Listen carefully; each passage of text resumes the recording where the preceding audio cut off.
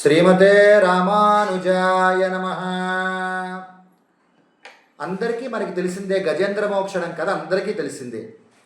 గజేంద్రుణ్ణి మొసలి పట్టుకొని పీడించేస్తూ ఉంటే పాపం తన శక్తి అంతటినీ కూడా లాగేస్తూ ఉంటే ఆ రక్తం అంతా కారిపోతూ మాంసం ముద్ద అయిపోయి కాలంతా కూడా ఇంకా శరీరంలో ఉండేటువంటి శక్తి అంతా కోల్పోతాడు గజేంద్రుడు. కోల్పోయి ప్రార్థిస్తాడు.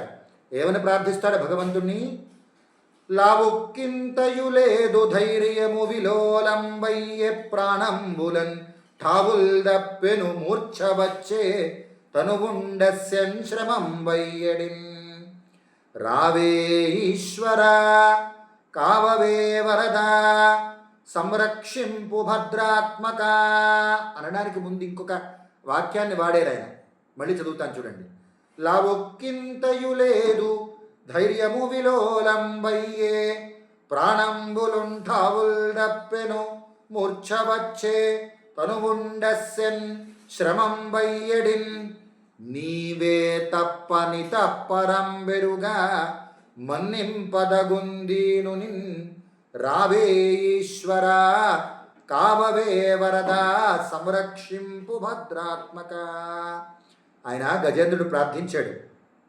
లావొక్కింతయు లేదు, కొంచెం కూడా శక్తి లేదయ్యా నాకు. పోనీ ధైర్యం ఉందా ఆ మకరితో ఆ మొసలితో పోరాడడానికి? ధైర్యము విలోలంబయ్యే, ధైర్యం అంతా చెలించిపోయింది.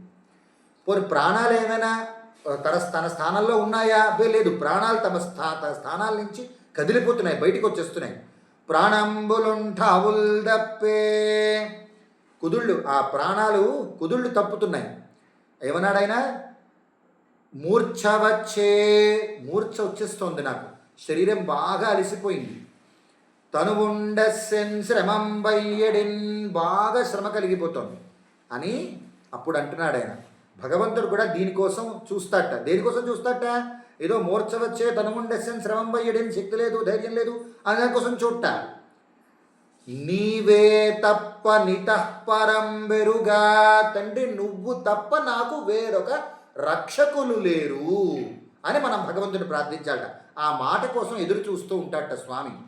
నువ్వు తప్ప నాకు వేరే రక్షకులు లేరు, నా రక్షణ బాధ్యత నీదే అని ఎప్పుడైతే మనం మన రక్షణ బాధ్యతను భగవంతుని మీద ఉంచామో అగో అప్పుడు పరిగెట్టి వచ్చి మనని రక్షిస్తాడట.